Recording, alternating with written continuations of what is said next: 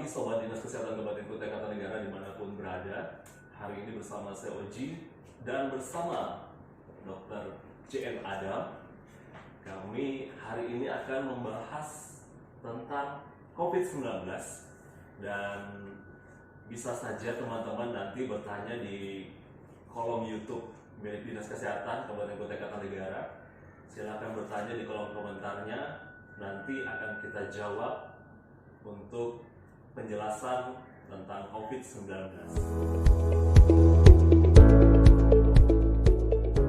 Selamat pagi, Dr. Adam. Pagi, Yoji. Pagi. Apa kabar? Baik, alhamdulillah. Bagaimana, Dr. Adam? Alhamdulillah, baik-baik saja. Baik-baik saja. So far so good lah. So far so good.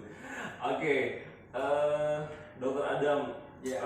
Saat sekarang mungkin sudah berjalan lebih dari 1 bulan ya tentang coronavirus atau COVID-19 di Kabupaten Kutai Kartanegara ya. Iya, lebih dari 1 bulan. Dan saat ini juga Di Kutai Kartanegara loh ya. di Kutai Kartanegara sudah ada yang dinyatakan 3 sampai hari ini ya positif COVID-19. Boleh kembali dijelaskan Dr. Adam tentang COVID-19 ke masyarakat? Apa itu COVID-19 dan lain-lain? Oke, terima kasih Oji. Untuk kepada masyarakat Tukar, saya percaya dan yakin bahwa dengan kemajuan teknologi medsos ya pasti sudah banyak men-searching di Google dan sebagainya. Cuma memang kita perlu mengulangi lagi, selalu diingat-ingat kembali tentang COVID-19 ya. Jadi gini, kita kan sekarang lagi dalam masa benar-benar waspada dengan adanya pandemik ya. Pandemik. Dan kita udah pernah lagi mengalami pandemik dan ini baru kita mendapatkan pandemik. Kalau selama seumur hidup saya baru mendengar ini yang namanya pandemik lagi. Jadi ini nggak bisa dianggap main-main, ini serius. Oke. Ya. Nah, jadi kalau ngomong COVID-19 harus diluruskan dulu nih. Kalau kita ngomongnya Mas Odi nanya ya corona, bagaimana dengan virus corona? Nah, ini masyarakat kan nggak salah juga, tapi kurang benar juga. Yep. Jadi, betul. jadi kalau kita, nah sini ada tulisannya Wuhan corona, ya waspada Wuhan corona. Jadi kalau coronavirus itu sendiri Mas Odi sebenarnya adalah keluarga besar virus. Keluarga besar. Ya, jadi kalau Mas Odi nanya bagaimana dengan coronavirus? Coronavirus itu yang mana? Karena coronavirus sendiri sebenarnya sudah dikenal itu sejak tahun 1960. 1960. Ya, jadi ditemukan di ayam ada penyakit yang akhirnya ditemukan strain ini, itu coronavirus ini, lalu masuk juga di teman manusia dan bla bla terus, sehingga akhirnya banyak keluarga besar virus. Jadi coronavirus ini adalah keluarga besar, gitu loh. Okay. Jadi kalau di pernikahannya kami keluarga besar corona, jadi sama gitu. Jadi kalau ngomong coronavirus macam-macam, dan yang paling kita kenal adalah yang bisa menimbulkan gejala yang sedang ke berat, itu adalah yang dikenal dulu MERS. Iya, yang ada di Timur Tengah, yang Middle East ya, Middle East Respiratory Syndrome, yang ditransmisikan oleh unta. Iya, ke manusia. Kemudian baru SARS. Iya. Nah, yang terakhir ini COVID-19. Jadi kalau Mas Odi tadi nanya tentang COVID-19, betul. COVID-19 itu adalah bagian dari coronavirus sebenarnya. Iya, jadi kalau orang bicara coronavirus itu keluarga besar. Ya, COVID-19 sendiri itu singkatan sebenarnya kan dari coronavirus disease 19 gitu. Kita ngomongnya sebenarnya harusnya kalau depannya sudah bahasa Inggris COVID, harus belakangnya 19 sih. Kalau COVID-19 itu gabungan, nggak apa-apa. Ya netizen ya. Iya. Jadi COVID-19 itu disebut coronavirus disease karena penyakit yang disebabkan oleh coronavirus ditemukan di akhir Desember 2019 di Wuhan, Cina. Cina. Jadi makanya namanya COVID-19. Nah, Sobat Dinas Kesehatan, itu tadi penjelasan tentang COVID-19. Sekarang mungkin teman-teman pengen tahu apa sih tanda dan gejala yang dirasakan karena COVID-19 ini, karena berbagai informasi berseliweran di sosial media. Ada yang bilang sakit perut, ada juga yang memberitakan bengkak mata, bahkan baru-baru ini saya baca beritanya sampai tidak seperti gejala yang disampaikan oleh tidak berasa. Seperti itu. Gimana dokter? Iya.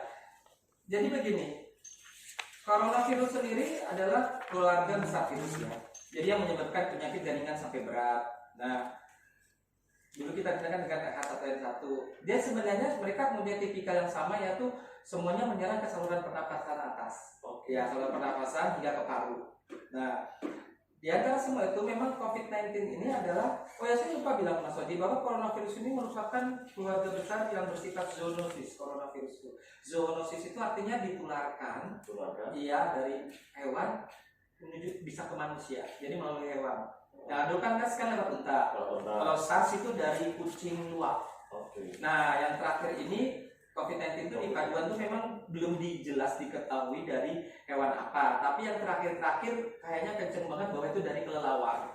Ya, kelelawarnya sebenarnya nggak ditemukan di Wuhan, tapi di Yunan Tiongkok, tapi kebawa di pasarnya Wuhan.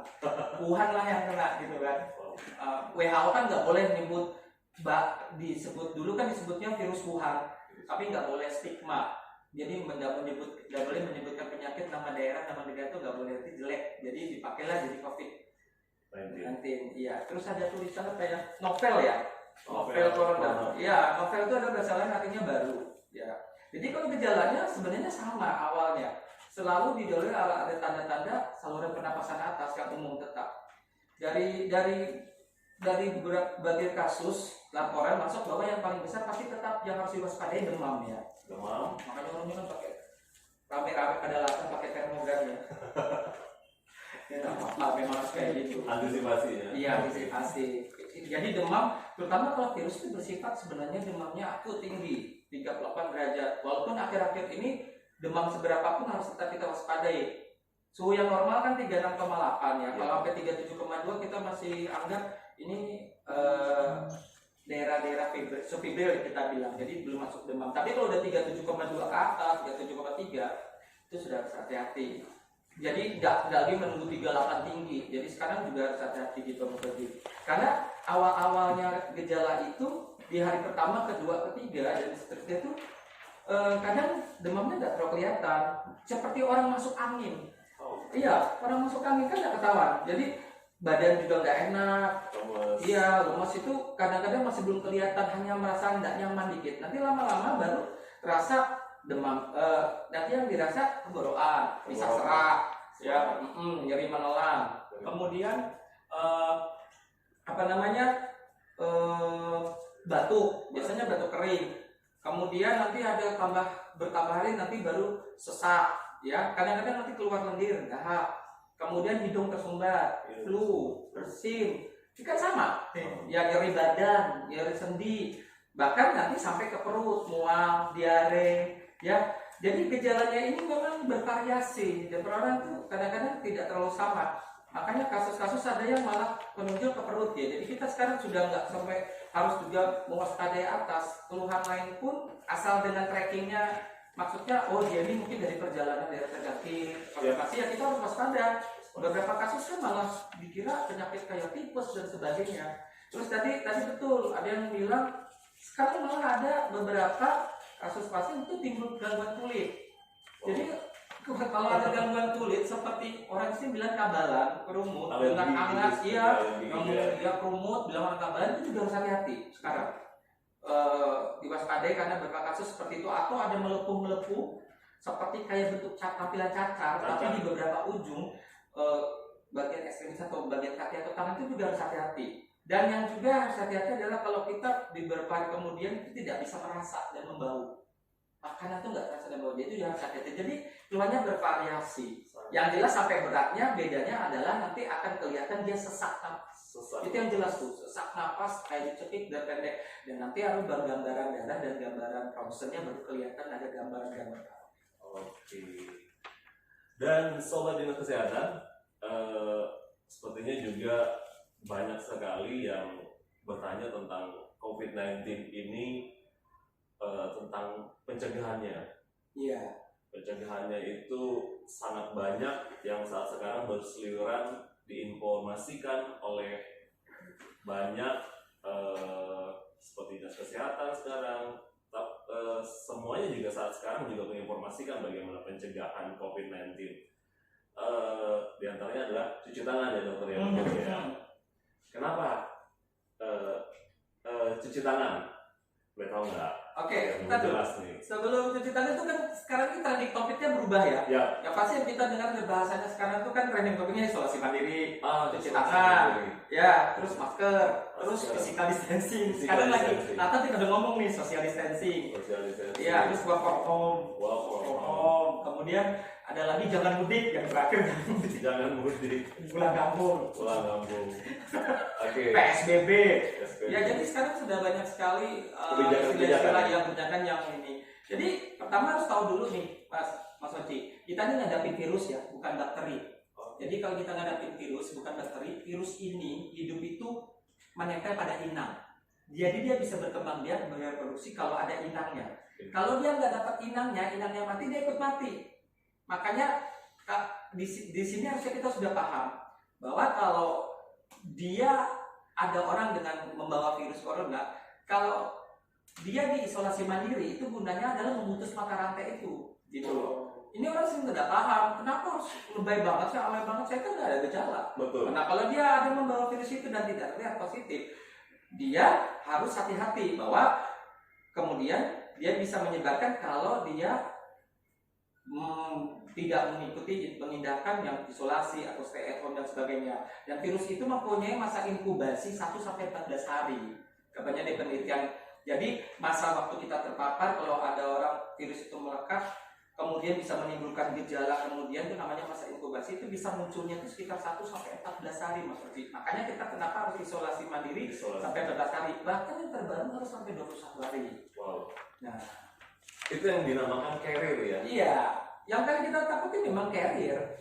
Carrier itu adalah orang yang banyak berseliweran, tidak ada gejala, tapi bawa positif atau membawa virus Kemana-mana. ketimbang orang yang disebut dengan ODP itu kan sudah jelas, obat-obat itu sudah jelas yang kita bisa langsung menghindar. Tapi kalau yang OTG yang berkeliaran, orang tanpa gejala tapi positif, nah itu yang kita sangat waspadai. Maka dari itu Dinas Kesehatan juga menginformasikan buat warga Kutai Kartanegara atau pendatang yang masuk di Kutai Kartanegara untuk melaporkan ya. Iya, pasti harus melaporkan dulu. Mengisi di form websitenya milik RSUD Perkesit sehingga lebih mudah untuk dilakukan tracking dan lain sebagainya, dan lebih mudah untuk pemantauannya. Bahkan 32 puskesmas di Kabupaten Kutai Kartanegara sudah membuka hotline untuk masyarakat ataupun pendatang yang mau masuk ke Kutai Kartanegara, seperti itu. Iya. Ya. Dan tadi Mas Rudi kan hanya mengenai cuci tangan. Intinya begini, kita harus tahu virusnya dulu, gitu. Ya. Tadi kan udah tahu, oh virusnya itu nempel di inang, bisa berkembang dengan inangnya. Jadi kalau inangnya mati, dia ikut mati. Kalau dia tidak cari tumpangan baru nih, parasit tumpang baru. Itu makanya namanya kata memutus itu di situ. Terus tadi tanya cuci tangan. Kita harus tahu virus itu menyebarnya lewat droplet. Ya sebenarnya kita kan harus memakai masker ya. Jadi kalau droplet itu, tapi kan nanti kalau kita nggak kelihatan cakepnya. Jadi droplet itu menyebar kalau kita ngomong seperti ini, apalagi kalau kencang ya. Jadi ngomongnya udah sampai kencang lah. Itu bisa 1,5 sampai 2 meter. Kalau dia sampai batuk, bersin, dada dilindungi, dia bisa 2 meter. Makanya sekarang kita semuanya harus memakai masker. Wajib masker ya. Jadi masker itu penting untuk melindungi. Makanya yang terbaru ada sejak 5 April bukan lagi hanya orang sakit, orang kesehatan yang harus memakai masker, tapi semua, masker untuk semua. Untuk kita orang kesehatan kita harusnya memakai masker yang cukup, ya surgical masker yang seperti ini. Kalau orang masyarakat awam kita memakai masker kain sudah cukup untuk melindungi. Iya. Gitu. Jadi itu yang memakai masker. Yang ketiga, baru virus itu kan menempel di mana-mana. Ya. Bisa sampai, tahu nggak kalau di kaca, di ini plastik dan sebagainya itu bisa sampai 5 hari. 5 hari. Kalau di baju itu 2-8 jam. Makanya kalau kita dari mana-mana, baju itu kan nggak boleh ditumpuk, tapi harus direndam. Kasus yang kemarin di istri dan anak kan dibawa dari bapaknya yang bekerja di rumah sakit dari baju. Jadi 2 jam sampai 5 hari. Itu sebabnya kalau kita megang apa-apa kita harus cuci tangan pakai air mengalir dan sabun, bukan airnya aja, sabunnya itu penting banget. Jangan hanya pakai air. Iya, harus pakai sabun. dan air mengalir. Iya, benar. Seperti itulah jadinya. Mengapa kita harus pakai masker, mengapa kita isolasi mandiri, mengapa kita jaga jarak, stay at home, dan mengapa kita harus cuci tangan, memakai air mengalir dan sabun. Itu pun harus ada hitungannya, kalau WA kan 20 detik, agak lama. Karena hasilnya beda, Mas Oji. Antara cuci cepat-cepat sama yang benar-benar mengikuti aturan 6 langkah. Oke, itu dia bincang-bincang kesehatan kita bersama Dr. Jen Adam. Akan ada bincang-bincang kesehatan kita lainnya yang akan membahas tentang materi-materi kesehatan yang lainnya. Dan untuk itu, saya bersama Dr. Jen Adam mengucapkan terima kasih buat Sobat Dinkes yang sudah menonton di channel YouTube milik Dinas Kesehatan Kabupaten Kutai Kartanegara. Untuk itu, kita ucapkan Keep safety, stay healthy, melayani lebih baik.